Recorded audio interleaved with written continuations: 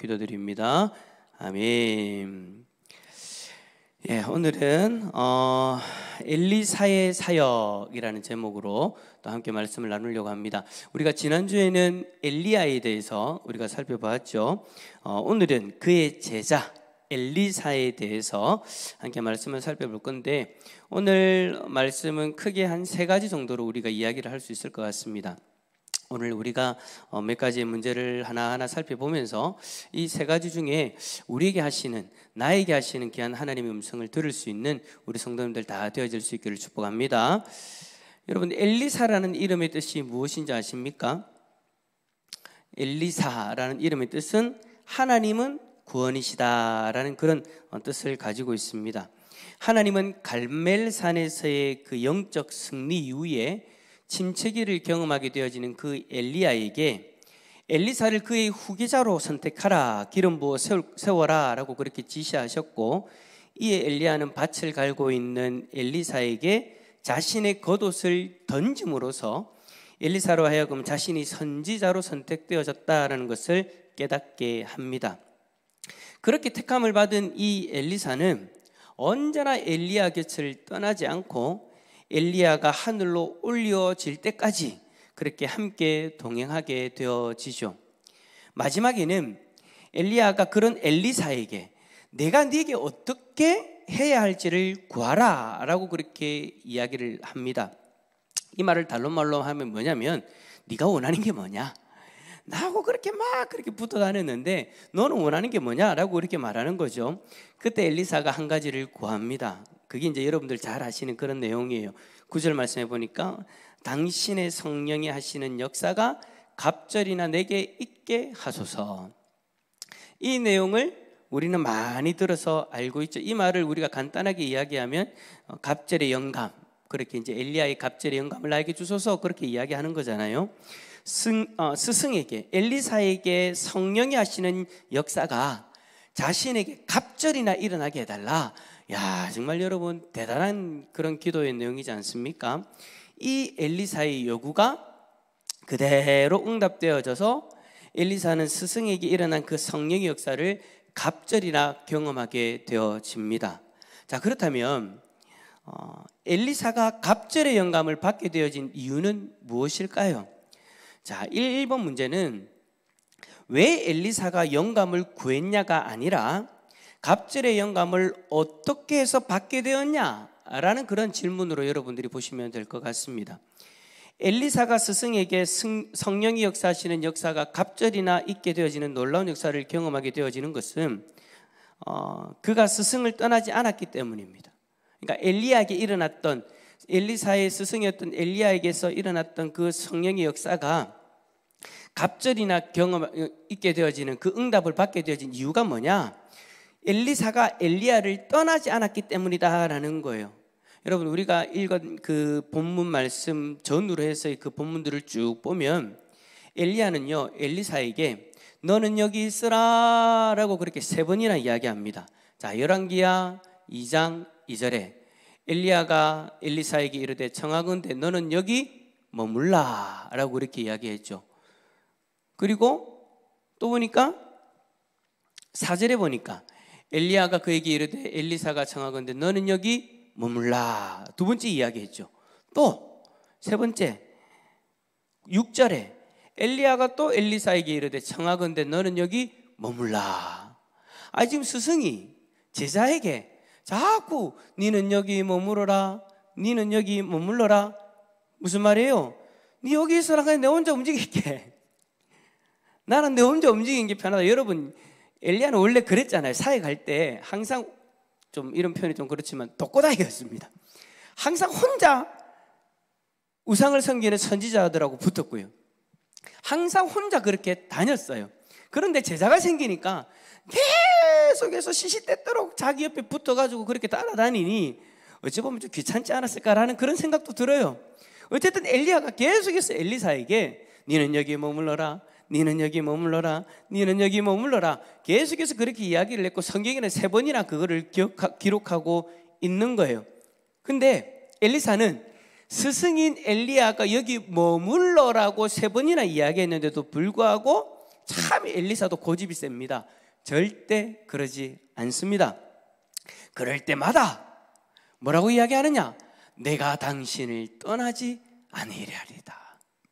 2절과 4절과 6절에 너는 여기 머물러라 하는데 똑같이 뭐라고 얘기하냐? 내가 당신을 떠나지 아니하리이다.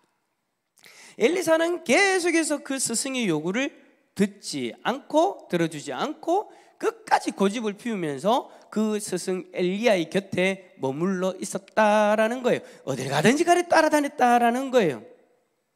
만약에 여러분 엘리사가 엘리야와 함께 다니지 않았다면 엘리야에게 성령이 하시는 그 역사가 갑절이나 자신에게 일어나는 그런 일들은 일어나지 않았을 겁니다. 10절에 보면 나는 네게서 데려가시는 것을 네가 보면 그 일이 네게 이루어지려니와 그렇지 아니하면 이루어지지 아니하리라 라고 그렇게 말씀을 하거든요. 10절에 그렇게 말씀을 해요. 그 말은 무슨 말이냐면 계속해서 너는 내가 여기 머물러라 내하고 좀 떨어져 다니자라고 얘기했지만 결국에 10절에서 네가 나와 함께 해서 내가 하늘로 올라가는 것을 끝까지 네가 보는 자리에 있으면, 무슨 말이에요? 날 떠나지 않으면, 내하고 계속 붙어 있으면 너는 결국 네가 바라는 그것을 얻게 되어질 것이다. 너에게 이루어질 것이다 라는 것을 이야기하고 있는 거예요. 결국에는 엘리사가 그 장면을 보죠. 엘리야의 곁을 떠나지 아니하고 끝까지 엘리야의 곁에 딱 엘리사가 붙어 있으니 결국에는 자신이 그 바랬던 그 놀라운 일이 자신에게 일어나는 역사가 일어났다라는 겁니다. 그래요, 여러분. 우리가 오늘 이 말씀의 이 장면들을 보면서 우리가 성령의 역사를 경험하기 위해서는 은혜의 자리를 떠나면 안 된다라는 것을 우리는 볼 수 있는 것 같습니다. 엘리사에게 있어서 엘리야와 동행하는 곳은요, 자신이 은혜를 받을 수 있는 자리였어요. 자기가 아무리 봐도 엘리야에게 역사하시는 그 성령이 너무 놀라운 거예요. 그 성령의 역사하심을 자신이 엘리야의 곁에 딱 붙어 있어야 경험할 수 있는 거예요. 그러니까 자신이 은혜를 받을 수 있는 자리를 결코 떠날 수 없더라는 것이죠. 끝까지 그 은혜의 자리에 머물러 있으니 자신의 바람대로 엘리야에게 일어난 그 성령의 역사가 갑절이나 자신에게 일어나는 그런 은혜를 누리게 되었다라는 것입니다. 사랑하는 성도 여러분, 우리가 성령의 충만함, 성령의 놀라운 은혜를 경험하기를 원한다면 항상 은혜 받는 자리에 머물러 있을 수 있기를 축복합니다. 그곳에서 머물러서 은혜 받는 그 자리에서 예배를 드리고 은혜 받는 그 자리에서 기도를 드려야 되는 거예요. 여러분, 예수님도요, 제자들에게 아버지의 약속하신 성령을 받기 위해서 여러분 뭐라고 이야기하신지 아십니까? 자, 한번 읽어봅시다. 시작. 예루살렘을 떠나지 말고 내게서 들은 바 아버지께서 약속하신 것을 기다리라. 예수님도 제자들에게 성령을 받기 위해서 떠나지 말고 기다려라 라고 그렇게 말씀하고 계시잖아요. 우리가 성령이 충만한 은혜를 누리기 위해서는요, 기다릴 수 있어야 되는 거예요. 물론 이 사도행전 1장 4절의 말씀은 성령이 임하지 않은 제자들에게 성령이 임하는 그 놀라운 성령 강림의 역사가 일어나는 거죠. 이미 우리에게는 예수 그리스도를 믿음으로 말미암아 성령이 우리들 가운데 계세요. 그런데도 불구하고 성경에서는 우리에게 뭐라고 얘기합니까? 성령 충만함을 받아라라고 이야기하거든요. 우리는 은혜의 자리에서 성령이 우리 가운데 충만히 임재하심을 경험할 수 있는 줄 믿습니다. 그것을 우리가 바라보고 사모하고 기다려야 된다라는 거예요. 떠나지 말고, 그 은혜의 자리를 떠나지 말고 우리는 항상 그렇게 기다릴 수 있어야 된다라는 거죠. 근데 여러분, 많은 사람들이 지금 당장 어떤 일이 일어나지 않는다고 해서 엉덩이가 들썩들썩합니다. 이곳저곳 기웃거리면서 안정되지 못한 그런 신앙생활을 하는 분들도 있어요. 참, 저는요, 육체의 엉덩이는 무거워지면 안 되지만 영적인 엉덩이는 좀 무거워져야 된다라고 생각합니다. 엉덩이가 무거워져도 됩니다. 은혜의 자리에서, 성령의 충만함을 경험할 수 있는 그 은혜의 자리에서 우리에게 충만히 임하실 그 성령님을 사모하면서 우리는 그 하나님의 역사하심을 바라보며 기다려야 된다라는 거예요. 한 번 예배를 드리고 두 번 기도를 드리고 그렇게 우리가 한 번, 두 번 하는데 나에게 성령의 충만함이 임하지 않는다. 내 안에 계시는 그 성령님이 나의 삶 가운데 충만히 임하지 않는다. 그것에 실망해서 움직이면 안 된다라는 거예요. 여러분, 우리가 어디서 성령의 충만함을 경험할 수 있습니까? 성령의 충만함은요, 말씀 가운데 일어납니다. 말씀이 있는 곳에 성령의 충만함은 일어나는 줄 믿습니다. 하나님의 말씀이 있는 그곳에서 우리가 하나님의 말씀을 받고 그 하나님의 말씀 앞에 자복하고 그 하나님의 말씀 앞에 내 안에 있는 그 모든 죄성과 나의 교만함과 나의 죄악된 모습들을 회개하고 나아갈 때에 성령께서 온전히 우리를 다스리시는 충만함의 역사가 일어난다라는 거예요. 그러려면 우리는 그 은혜를 누리기 위해서 하나님의 말씀이 선포되어지는 자리에 머물러야 되는 거예요. 기다리면서 머물러 보십시오. 그리하면 우리 가운데 함께 하시는 성령께서 우리 가운데 충만히 임재하시는 그런 놀라운 역사가 일어날 줄 믿습니다. 한번 옆에 있는 분에게 이렇게 고백합시다. 엉덩이가 무거워도 됩니다. 시작. 엉덩이 무거워도 됩니다. 은혜 받는 자리에서 인내하며 기다리며 기도해 보십시오. 그리하면 엘리사처럼 기도 응답의 역사를 경험하게 되어질 줄 믿습니다. 여러분, 성령이 충만히 임하시는 그 은혜 우리도 누릴 수 있습니다. 어떤 사람은 그렇게 얘기해요. 나에게는 그런 일이 일어나지 않을 것 같아요. 남의 이야기인 것만 같아요 라고 그렇게 이야기하는데 아니에요. 여러분의 이야기가 될 수도 있는 거예요.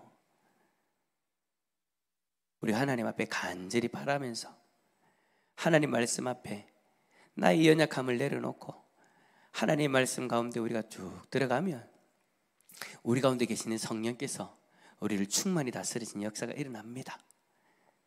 근데 그 중요한 건 뭐라고요? 머물러야 된다라는 거예요. 기다릴 수 있어야 된다라는 거예요. 엘리사가 엘리야의 곁에서 머물러 있지 않았다면 그 역사 경험하지 못했고요. 제자들이 예수님이 기다리라는 그곳에서 기다리지 않았다면 또 그것을 경험하지 못했던 일이에요. 그들이 경험할 수 있었던 성령의 충만함은 결국엔 우리도 그 자리에 머물러 은혜의 자리에 머물러 기다릴 때 일어나게 된다라는 사실 여러분 꼭 잊지 마시고 은혜 자리에 머물러 있을 수 있기를 축복합니다. 성령의 역사는 우리가 은혜의 자리에 머물러 있을 때 경험되어집니다. 지금 당장 눈앞에 보이지 않아도 조짐이 보이지 않아도 예배 자리, 기도의 자리에서 기다리면 됩니다. 올 한 해 그런 은혜가 우리 가운데 충만히 일어날 수 있기를 축복합니다. 자, 그렇게 기다려서 머물러서 엘리사 곁에 있을 때 이제 엘리야가 승천하게 되어져요. 자, 이게 오늘 두 번째 우리가 이제 살펴볼 내용인데 첫 번째는 은혜의 자리에서 어떻게 하라고요? 기다려라. 두 번째는 이제 요겁니다. 엘리야가 승천한 것을 통해서 무엇을 생각할 수 있습니까? 자, 엘리야가요 에녹처럼 살아있는 상황에서 그대로 하늘로 올라가게 되어집니다. 자, 이 장면을 보면서 인간이 머무는 세 가지의 세계가 있다라는 것을 우리는 보게 되어져요. 자, 여러분 첫 번째는 뭘까요? 인간이 머무는 세 곳의 세계. 인간이 머물 수 있는 세 곳의 세계. 첫 번째는 뭘까요? 여러분 제일 처음을 한번 생각해 보세요. 여러분의 제일 처음을 생각해 보세요. 여러분들이 어떤 세계에 머물렀어요? 여러분의 육신이 어떤 세계에 머물렀어요? 네? 모태? 그렇죠. 어머니의 뱃속에. 어머니의 뱃속의 세계 첫 번째. 그곳에서 이제 우리가 태어난 곳이 어디예요? 우리가 지금 현재 살고 있는 현실의 세계죠. 이게 두 번째예요. 자, 세 번째는 어디예요?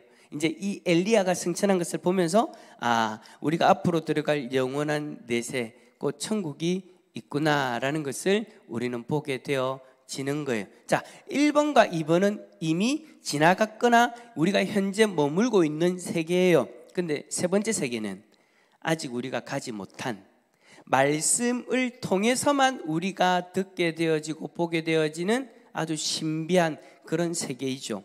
그러다 보니까 많은 사람들이 이곳에 대해서 궁금해합니다. 그런데 이 궁금증을 풀어주기 위해서 가끔씩 어떤 사람들이 튀어나옵니다. 어떤 사람들이 나와가지고 뭐라고 하느냐? 나는 그곳에 갔다 왔습니다. 엘리야가 살아서 들려 올라간 그 하늘나라에 자신은 갔다 왔다라고 그렇게 다녀왔다라고 그렇게 이야기를 하면서 다니죠. 여러분들은 그런 분들의 간증, 체험, 어떤 그런 이야기들을 들으실 때 여러분들은 어떻게 생각하십니까? 저는요, 다른 이야기 하지 않고 그냥 성경에 있는 이야기 하나 해드릴게요. 바울이 여러분, 사실은 천국을 보는 신비로운 체험을 했다라는 거 여러분 아십니까? 바울은 그가 고린도 후서 12장에서 그러한 일을 경험했다라고 그렇게 고백을 하는데, 자, 한번 읽어볼까요? 자, 1절부터 한번 읽어봅시다. 시작. 무익하나마 내가 부득불 자랑하노니 주의 환상과 계시를 말하리라. 내가 그리스도 안에 있는 한 사람을 아노니 그는 14년 전에 셋째 하늘에 이끌려 간 자라. 그가 몸 안에 있었는지 몸 밖에 있었는지 나는 모르거니와 하나님은 아시느니라. 내가 이런 사람을 아노니 그가 몸 안에 있었는지 몸 밖에 있었는지 나는 모르거니와 하나님은 아시느니라. 그가 낙원으로 이끌려가서 말로 표현할 수 없는 말을 들었으니 사람이 가히 이르지 못할 말이로다. 아멘. 자, 여기 보니까 자신이 부득불 자랑한다라고 표현하면서 자신이 경험한 것을 마치 남이 경험한 것처럼 그렇게 이야기를 합니다. 이 말은 여러분 4절까지의 말씀은 결국엔 바울이 지금 자신이 경험했다라는 것을 이야기하고 있는 거예요. 자신이 본 환상, 계시를 말하는 건데 14년 전에 셋째 하늘, 즉 천국에 다녀왔다 라고 그렇게 이야기를 해요. 그런데 그곳에 가서 말로 표현할 수 없는 말을 들었다. 아주 놀라운 장면, 아주 놀라운 이야기들을 들었다라고 지금 고백하고 있는 거죠. 자, 그런데 여러분, 그러한 신비한 체험을 했음에도 불구하고 14년 동안 이 부분에 대해서 침묵했던 이유가 뭔가? 그것에 대해서 침묵하고 그것이 자랑이 되지 못할 자신의 약함만을 자랑한, 그것을 자랑하지 않고 나의 약함만을 계속해서 14년 동안 자랑한 이유가 뭔가? 6절에서 이야기하는데요, 5절에 보니까 제가 금방 얘기했던 겁니다. 내가 이런 사람을 위하여 자랑하겠으나 나를 위하여는 약한 것들 위해 자랑하지 아니하리라. 6절 읽어봅시다. 시작. 내가 만일 자랑하고자 하여도 어리석은 자가 되지 아니할 것은 내가 참말을 함이라. 그러나 누가 나를 보는 바와 내게 듣는 바에 지나치게 생각할까 두려워하여 그만두느라. 아멘. 바울은 자신이 경험한 것을 이야기하면서 그것을 듣는 자들이 그것에 지나치게 생각할까 두려워서 그동안 말하지 않았다라고 그렇게 이야기를 하고 있는 거예요. 그러니까 바울은 오히려 자신이 자랑할 것이 있음에도 불구하고, 신비한 체험을 통해서 자신이 자랑할 것이 있음에도 불구하고 지금껏 자신의 연약함을 이야기하고 예수 그리스도의 온전한 증인으로서 살았던 그 이유가, 그것을 이야기했을 때, 내가 경험했던 그것을 내가 자랑하고 다녔을 때 사람들이 그 자랑에 집중하게 되어질까 봐, 그래서 내가 전하는 예수 그리스도가 묻혀질까 봐, 내가 전하는 그리스도의 복음이 그 자랑에 묻혀질까 봐, 사람들이 내가 전하는 복음을 받아들이는 것이 아니라 내가 이야기하는 그 신비한 체험에 집중하게 되어질까 봐 자신은 그것을 자랑하지 않고 오히려 그리스도가 드러날 수 있는 자신의 연약함을 14년 동안 이야기하였다라고 그렇게 고백하고 있는 거예요. 그렇습니다. 저는요, 바울의 이 태도가 옳다라고 여겨집니다. 내가 아무리 신비한 경험을 하였다 하더라도 그것을 자랑하여서 내가 드러낼 예수 그리스도를 가려울 것 같으면 그거 말하지 말아야죠. 많은 사람들이 자신이 천국에 다녀왔다라고 이야기하며 간증합니다. 그런데 신기한 것은 뭐냐면요, 그 간증을 듣게 되어지는 사람들이 진짜 바울이 우려했던 것처럼 그 이야기를 지나치게 생각하더라는 거예요. 예수 그리스도를 바라봐야 되는데 천국에서 뭐 봤더라, 뭐가 있더라, 무엇을 이야기하더라, 그것에만 집중해서 그것만 자꾸 이야기를 해요. 그리고 그곳에 다녀온 그 사람은 완전히 슈퍼스타가 되어져 있는 거예요. 예수 그리스도를 드러내야 되는 그리스도의 증인이 자신이 경험한 그 신비한 경험을 이야기함으로 예수 그리스도를 가리우게 되어지는 그런 일이 일어나게 된 거죠.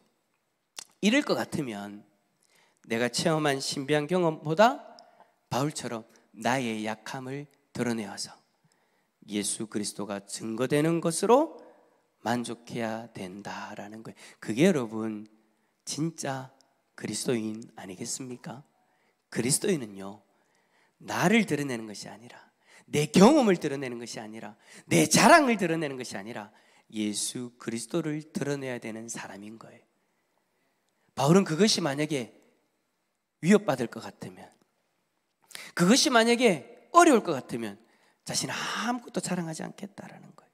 아무리 신비한 경험을 처음 해도. 사랑하는 성도 여러분, 여러분들이 각자에게도 신비한 경험들이 있을 수 있어요. 하나님 주신 특별한 은혜들이 있을 수 있어요. 하지만 여러분, 그것을 내가 드러내므로 예수 그리스도가 가려질 것 같으면 그거 여러분 참으셔야 됩니다. 참으시고 오히려 나의 연약함을 드러내십시오. 나의 연약함이 드러나서 예수 그리스도가 자랑이 되어지면 그것으로 되는 겁니다. 여러분, 내가 어디 가서 보았다 들었다, 그게 뭐가 중요합니까? 그게 뭐가 중요합니까? 세 번째 세계의 첫 천국은요, 어차피 우리가 갈 동네예요. 내가 예수 그리스도를 잘 믿고 예수 그리스도 안에 있으면 언젠가는 가게 될 세계예요. 그 세계에 대해서 가타부타 얘기할 필요가 뭐가 있습니까? 그곳에 갈 수 있는 키, 예수 그리스도만 온전히 믿고 예수 그리스도만 드러나면 되는 것입니다. 할렐루야. 그렇게 예수 그리스도만 온전히 드러내는 저와 여러분 될 수 있기를 다시 한 번 더 축복합니다. 마지막으로 여러분, 이제 세 번째가 이겁니다. 하나님의 말씀은 어떤 능력이 있습니까? 엘리사 이야기하다가 왜 갑자기 하나님의 말씀이 능력이 있는 것을 이야기하는가? 자, 여러분, 이 답이 뭐냐? 하나님의 말씀에는 따라서 합시다. 변화시키는 능력이 있습니다. 예. 하나님 말씀에는요, 변화시키는 능력이 있다라는 거예요. 여러분, 이거 인정하십니까? 이거 인정하십니까? 예. 여러분, 엘리사 이야기하다가 왜 갑자기 이 이야기를 하느냐? 엘리사가요, 여러분, 그렇게 갑절의 영감을 이제 받고 나서 기적을 행합니다. 그러던 어느 날 여리고 성읍에 머물러 있을 때의 일입니다. 엘리사가 그 성읍에 머물러 있을 때에 성읍 사람들이 엘리사가 듣기도록 그 성읍의 물이 좋지 않아 가지고 열매가 익지 못한다, 그 물은 죽은 물이어 가지고 그 물을 먹으면 죽기까지 한다라는 그런 이야기들을 하게 되어져요. 자, 이 이야기를 듣고 엘리사가 어떻게 하느냐? 새 그릇에 소금을 담아오게 합니다. 그리고는 그 소금을 들고 어디로 가느냐? 물이 시작되는 지점에 가서 그 물 한가운데다 그 소금을 뿌려요. 근데 여러분, 어떻게 됩니까? 그 물이요, 죽은 물이요, 살아있는 물로 변화되어지게 된 거예요. 그래서 다시는 그 열매가 익지 못하는 떨어지는 일도 없고, 다시는 그 물 때문에 죽는 일도 없는 그런 일이 일어나게 되더라라는 거예요. 자, 그런데 중요한 건 이거죠. 어떤 사람들이, 야, 그러면 그 소금 어디 소금입니까? 아니면 그 새 그릇, 새 그릇에 비밀이 있습니까? 라고 그렇게 이야기할 수 있습니다. 아니면 엘리사에게 능력이 있는 겁니까? 라고도 이야기할 수 있습니다. 여러분, 그러지 않아요. 21절 말씀 한번 읽어봅시다. 시작. 여호와의 말씀이 내가 이 물을 고쳤으니 이로부터 다시는 죽음이나 열매 맺지 못함이 없을지니라 하셨느니라. 아멘. 자, 뭐가 이 물을 고쳤다고요? 여호와의 말씀이. 소금도 아니었고 새 그릇도 아니었고 엘리사의 능력도 아니었고 여호와의 말씀이, 하나님의 말씀이 죽은 물을 살리는 그런 역사를 일으키게 하였다라는 거예요. 참 여러분, 많은 교회들 중에 좀 신유의 은사의 어떤 역사들이 일어나는 어떤 교회들을 가만히 보면 처음에는 정말 순수하게 그런 어떤 역사들이 일어납니다. 근데 참 안타까운 것은 좀 변질되어지는 것도 보게 되어져요. 어떻게 변질되어지느냐? 분명히 하나님이 역사하신 건데 어느 순간 뭔가를 팔고 있어요. 마치 여러분 오늘 엘리사가 새 그릇에다가 소금을 담아가지고 소금을 뿌렸더니 죽은 물이 사른 물이 되었다라는 그 사건을 보고 많은 사람들이 야, 소금의 능력이 있어, 그릇이 좋은 거야, 새 그릇이니까 되는 거야 라고 그렇게 생각을 하고 엉뚱한 것을 팔고 있다라는 거예요. 우리 인근에도 그런 데가 있죠. 제가 알기로는 밀가루를 파는 걸로 알고 있는데, 여러분 그것이 우리를 변화시키는 것이 아니다라는 거예요. 우리를 변화시키는 본질은 뭐라고요? 하나님의 말씀. 할렐루야. 하나님 말씀에는 능력이 있어서 죽은 자도 살리시고 병든 자도 일으키시는 줄 믿습니다. 오늘 이 자리에 있는 우리도 여러분 하나님의 능력이 있는 말씀으로 말미암아 변화되어져서 이 자리에 있는 거잖아요. 하나님의 능력이 있는 그 말씀으로 말미암아 우리가 하나님을 예배하고 이 자리에 앉아 있는 거잖아요. 여러분, 내가 능력이 있어서 또 다른 누군가가 능력이 있어서 나를 변화시킨 것이 아니라 나의 귓가에 들려졌던, 나의 심령에 뿌려졌던 그 하나님의 말씀의 능력이 있어서 저와 여러분이 이 자리에서 하나님을 바라볼 수 있는 줄 믿습니다. 죽을 수밖에 없는 죄인들이 생명의 말씀으로 이 땅에 오신 예수 그리스도로 말미암아 이 자리에서 하나님 백성으로서 예배를 드리고 있는 거예요. 할렐루야. 하나님 말씀에는 여러분 능력이 있습니다. 그러므로 우리는 날마다 하나님 말씀에 그 변화의 능력이 있다는 것을 믿고 그 말씀을 의지하며 살아가야 되는 거예요. 문자적으로 주신 그 하나님의 말씀, 그리고 이 땅에 생명의 말씀으로 오신 예수 그리스도, 우리는 그 말씀 속에서 살아가야 되는 거예요. 언제나 여러분들이 말씀 속에서 변화의 역사를 일으키시는 하나님을 경험할 수 있기를 축복합니다. 세상에는 워낙 다양한 방법으로 우리가 변화되어질 수 있다고 이야기합니다. 근데 여러분, 우리는 좀 거기에 대해서 좀 귀를 좀 닫았으면 좋겠어요. 여러분, 진짜 변화는요, 하나님 말씀을 통해 일어나는 거예요. 다른 거 보지 마시고요. 아니, 제일 확실한 무기를 딱 들고 있으면서 왜 자꾸 엉뚱한데 우리가 자꾸 마음을 흩어버립니까? 여러분에게는 확실한 게 있잖아요. 하나님 말씀. 그 말씀으로 우리는 변화되어질 수 있는 거예요. 좀 올 한 해 그 하나님의 말씀을 좀 깊이 체험하셨으면 좋겠어요. 말씀을 더 읽으시고 묵상하심을 통해서 우리 나의 삶 가운데 변화시키시는 그 하나님의 능력 경험하는 우리 성도들 다 되어질 수 있기를 축복합니다. 축복합니다. 오늘 우리가 세 가지에 대해서 간단하게 살펴봤는데, 이 엘리사의 삶에서 우리가 크게 한 세 가지 정도를 뽑아본 거예요. 여러분들 각자의 삶에서 또 오늘 이 자리에서 하나님이 주시는 특별한 마음들이 있다면 오늘 그거 붙들고 기도하시고, 또 오늘 우리가 찬양하고 기도하고 또 주기도문을 하고 나면 또 각자가 기도하는 시간들을 드리잖아요. 그때 각자에게 주신 그 마음들을 가지고 더 깊이 하나님 바라볼 수 있기를 축복합니다. 축복합니다.